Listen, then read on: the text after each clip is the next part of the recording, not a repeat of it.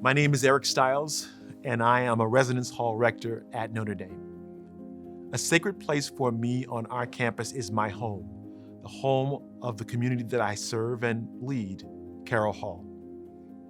Notre Dame has 31 undergraduate residence halls, and each one is led by a rector who lives in residence.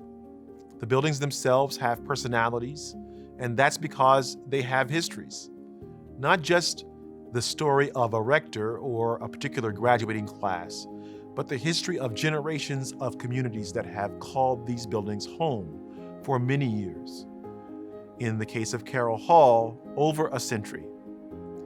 The raw material that makes up Carroll Hall was literally pulled from the clay banks of St. Mary's Lake and formed into bricks.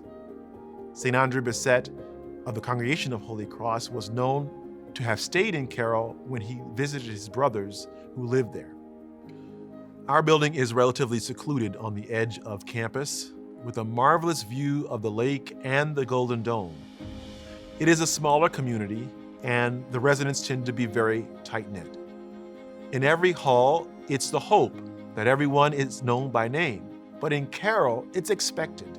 As I make my way through the wide hallways while on duty and walk my dog along the path to and from Carroll, I talk with residents who are living out their stories at Notre Dame.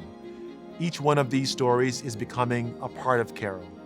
And when we gather for Eucharist in our chapel, I am reminded that this is not just a building, it is a community.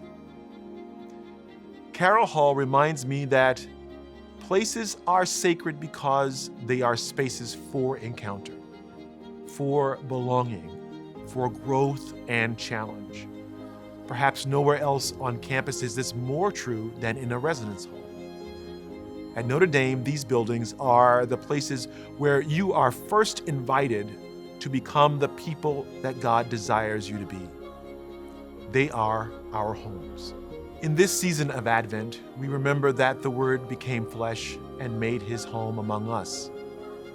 As we prepare for Christmas, how can we live more fully into Jesus' story, His choice to join us along the journey?